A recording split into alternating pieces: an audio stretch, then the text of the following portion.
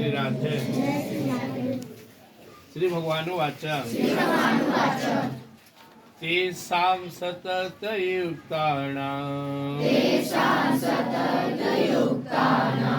भजतां प्रीतिपूर्वकं ददामि बुद्धियोगं तं येन मामुपयान्ति ते तेषां सततयुक्तानां भजतां प्रीतिपूर्वकं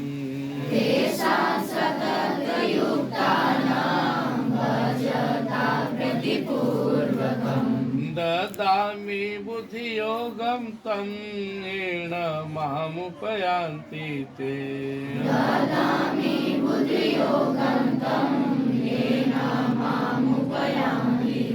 10वां अध्याय का 10वां श्लोक है। टॉपिक क्या रहता है कि जो भक्त यह समझ लेता है कि सब कुछ भगवान का है, मैं भी भगवान का हूँ, भगवान से मुझ में शक्ति मिलती है, भगवान ही मुझसे कर्म कराते हैं, तो भगवान से उसे प्रेम हो जाता है, क्योंकि उसे समझ में आता है मेरे सबसे अपने और मेरे लिए सबसे ज्यादा भला चाहने वाले मेरे प्रभु ही है। जैसी समझता है कि जो भी कर उनके ही कृपा से। भगवान कहते हैं 8वां श्लोक में 10वां में कि सर्वमय प्रवर्तते, सबकी प्रवृत्ति मुझसे ही होता है। अहम, मैं ही सबका स्वामी ही, सबको उत्पन्न करने वाले हूँ। वो एव माम अजम अनादिम च वेति लोक महेश्वर। इतना जान लिया कि सब तो यही है, मेरे अपना है, अपना असली बाप ही है। अहम सर्वस्य प्रभो मतः सर्वम प्रवर्तते इति मत्वा भजन्ते माम बुद्धा भाव समन्विता। बुद्धिमान वही है जो अपने उद्देश्य को, अपने प्रभु को, अपने पिता को जानता है। तुम्हारे पिता है, क्यों भेजे हैं इसको? शरीर के पिता है, संसार के पिता है, वो तुम्हें यहाँ भेजे हैं पढ़ने के लिए। तो अगर तुम्हें केवल इतना याद रहे कि मेरे माँ बाप मुझे पढ़ने के लिए भेजे, अच्छा बनने के लिए, तुमको बहुत शक्ति मिलेगा। तो सोचो हम अपने से आए, शक्ति घट जाएगा। थोड़ा और बड़ा सोचो, दुनिया बनाने वाले मेरे भगवान जिसने मुझे मानव तन दिया और धरती पर भेजा है, क्यों भेजा है? सत्कर्म करने के लिए, उनसे प्रेम करने के लिए, और शक्ति मिलेगी। तो जो ये समझ लिया लग गया।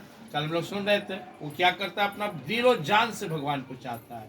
मच्छता मदगत प्राणा बोध्यंत परस्परम कथ्यंत समान नित्यम तुष्यंति चरमंति च। वो दिलो जान से, दिल से, प्राण से, अपने पूरे कर्म से भगवान को चाहता है। दिल से चाहना मतलब भगवान का ध्यान करना, चिंतन करना। प्राण से चाहना मतलब भगवान के लिए कष्ट सहना। कर्म से चाहना मतलब हर काम भगवान के नाम लेकर करना। थोड़ा सा सोचो तुम लोग। जो मैं सोचता हूँ कि जिसके लिए मैं इतना जीता हूँ, जिसको मैं इतना याद करता हूँ, क्या मुझे भूल जाएगा? जो दुनिया में सबको खिला पिला रहा है, जो भगवान को नहीं मान रहा उसे भी खिला पिला रहा है, और हम अगर उनका नाम ले तो त्याग देंगे? ऐसा हो ही नहीं सकता। वो बहुत दयालु है। यह विश्वास भगवान में लगाता है। तुमको भगवान कभी छोड़ ही नहीं सकते, कुछ भी हो जाए नहीं छोड़ सकते, क्योंकि वो हमारे असली पिता है, परम पिता है। तो भगवान क्या कहते हैं? जो मुझे इतना दिलो जान से चाहता है, उसके साथ मैं क्या करता हूँ? तेषां सतत युक्तानाम हस्ताम प्रीतिपूर्वकम। जो प्रेम मुझसे करता है, प्रेम के साथ मुझे हमेशा भजन करता है, हर काम मेरे लिए करता है, ददामी बुद्धि योगम तम। मैं उसे बुद्धि योग देता हूँ, उसका दिमाग तेज कर देता हूँ, समझदारी बढ़ा देता हूँ, उसे फर्स्ट क्लास का योग मनीषी बना देता हूँ। उससे क्या होता है? भस्ताम प्रीतिपूर्वकम ददामी बुद्धि योगम तम येन मामुपयान्ति ते। इससे वो दुनिया के हर बाधा को ढाकर मुझ तक पहुंचेगा। जिससे तुम्हें जो तेज स्टूडेंट है, तेज स्टूडेंट उदाहरण नहीं दिया जा सकता, जो लगनशील स्टूडेंट है। तेज है, पढ़ाई में लगने नहीं लगाओ, सब बेकार है उसका तेज होना। जो लगनशील है मतलब इसको पढ़ाई से प्रेम हो गया, एकदम पढ़ते ही रहना चाहता है, वो दुनिया में लाख उसको रुकावट आ, बीच में प्रॉब्लम आए, इसके बाद भी सफल होकर दिखा दे। तो अच्छी बुद्धि, मैं हमेशा कहता हूँ, अपने भजन प्रवचन में भी कहता हूँ, दुनिया में वो सब भाग्यशाली है जिसकी बुद्धि अच्छी है। सिर्फ पढ़ाई से मतलब नहीं, that is the mortally and immortally wisdom. सांसारिक और आध्यात्मिक दोनों ही बुद्धि से वो संपन्न हो। यहाँ का भी समझ रहा हो कि जिंदगी कैसे जीना चाहिए, व्यवहार में माता पिता के साथ संबंध, परिवार के साथ संबंध, और समय निकाल कर भगवान को ही बसता। केवल सांसारिक बुद्धि अच्छी बुद्धि नहीं। तो जिसकी बुद्धि अच्छी है उस पर भगवान की विशेष कृपा है। ददामी बुद्धि योगम तम, वह बुद्धि योग जो तुम्हें अच्छे कर्म में लगाए, भगवान में लगाए, गलत से बचाए, हमेशा उन्नति प्रगति के पथ पर बढ़ाए, यह ईश्वर का वरदान है। ये न मामू प्यांति थे, इस अच्छी बुद्धि से वो भगवान को ही प्राप्त करेगा। इसलिए सुना करो गीता की बात, रामायण की बात, सभी अच्छे बात, और अच्छी बात कोई कुरान और बाइबल से भी सुना रहा है, दूसरे धर्म से भी, तो हमें आदर्श उसे सुनना है। अच्छी बात कहीं से भी मिले जीवन में उतार लो, और अपने भी मान लो हमको कोई ऐसी बात है जो हमको नहीं अच्छा लगा, उसको छोड़ दो। जैसे तुम्हारी माँ चावल फटकती है, अनाज फटकती है, चावल चुन ली, भूसा धुल कर छोड़ दी, अच्छा बात कहीं से ले लेना चाहिए।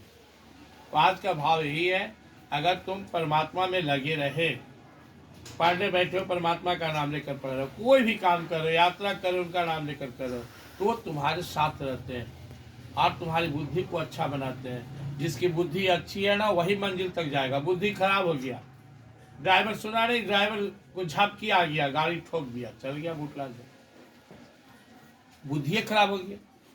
बच्चा को परीक्षा के समय बुद्धि खराब हो गया, टीवी मोबाइल के पीछे पड़ गया, चला गया। एक बार माथा घबराया तो दोबारा कब ठीक होगा, करना मुश्किल है। वो सब बहुत भाग्यशाली है जिसे पता है क्या करना है, कब करना है, कैसे करना है, कितने समय में करना है, और साथ में उस हिसाब से वो कर कर सफल होता है। तो बुद्धि अच्छी है तो भाग्यशाली हो, बुद्धि खराब है तो क्या है, विनाश काले विपरीत बुद्धि, बुद्धि खराब है तो विनाश काल आएगा। तो भगवान में लगने का मतलब अच्छी बुद्धि, अच्छा ज्ञान, अच्छा सोच, अच्छा संस्कार। भगवान से दूर जाने का मतलब खराब बुद्धि, गलत संगत, अपतन। इसलिए कोई भी साधना करके, हम लोग बात कर रहे थे कि हम भगवान को प्रसन्न होने से ज्यादा इसलिए साधन भजन करते हैं कि हमारे और भगवान के बीच में जो अज्ञानता है, माया, वो नष्ट हो जाए। तो ये पूरा का सारांश इतना ही समझ लेना कि अगर तुम ईश्वर में लगे हुए हो तो तुम्हारी बुद्धि अच्छी होती चली जाएगी। जिसकी बुद्धि अच्छी नहीं लग रही उसको वो अच्छा गुरु से मिलना चाहिए। बहुत सा आदमी पूजा पाठ करता तो बुद्धि खराब है, मतलब उसके अंदर एक जटिलता आ जाता है, रूढ़िवादिता, खाली उपवास कर रहा है, ढोंगी हो गया, कोई मेरा बर्तन मत छूना, कोई शरीर में टच मत करना, कपड़ा मत छूना, नहीं तो फिर कपड़ा धोएंगे, घर धोएंगे, लेकिन मुर्गा खाएंगे, मांस खाएंगे, लेकिन बाकी कर्म कांड करेंगे। अंदर से शुद्धता होना चाहिए। तो हम लोग संकल्प लेंगे, मांगना भी हो ईश्वर से तो अच्छी बुद्धि ही मांगना। हे प्रभु मुझे अच्छी बुद्धि दीजिए जिससे मैं इस संसार में भी अपना भला कर सकूं और साथ में आपका नाम लेते हुए मेरा परमार्थ भी, उल्लोक भी सुधर जाए।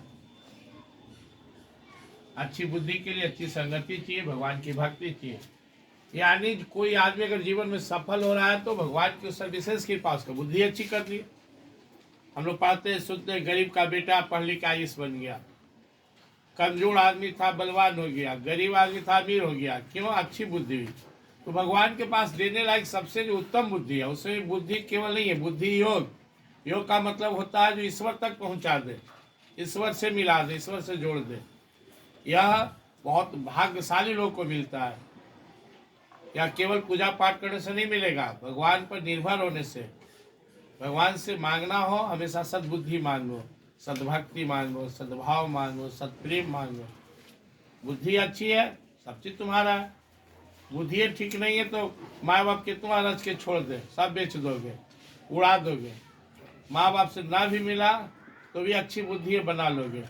पुत्र सपूत तो क्यों धन संचय, पुत्र कपूत तो क्यों धन संचय, जिसका बेटा बेटी अच्छा है वो खुद सब चीज अपने से जुटा लेगा, नहीं है तो है भी तो डुबा देगा। अच्छी बुद्धि का कोई विकल्प नहीं है, अच्छा बुद्धि जिसको सब भागशाली है। जय श्री